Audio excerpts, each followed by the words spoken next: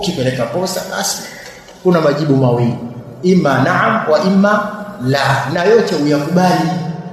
Tofauti na baadhi ya vijana wao hawafahamu jibu isipokuwa naam.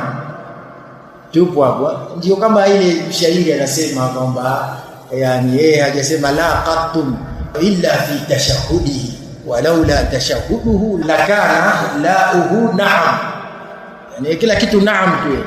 La, unapokwenda kuposa mwanamke, maana yake hayo majibu mawili yote yapo katika sawa.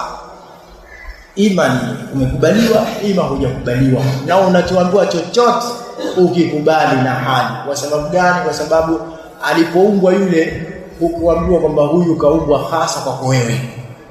Hata kama wewe ni mwalimu wake wa darasa, lazima tuweke sawa kuna baadhi ya mambo. Ndio wewe si mwalimu wa darasa, wewe ndio unamhifadhisha Qur'ani. Ukienda kuposa majibu ni hayo. Mzee hakutaki, خلاص tafuta njia, katafute wengine wanaohifadhisha Qur'ani. Wala hakuna haja ya kufungua tena vibaraza wala kufungua watu kasema sijui watu hawana ihsani, hawana ihsani zako uzizilete katika watoto wa watu.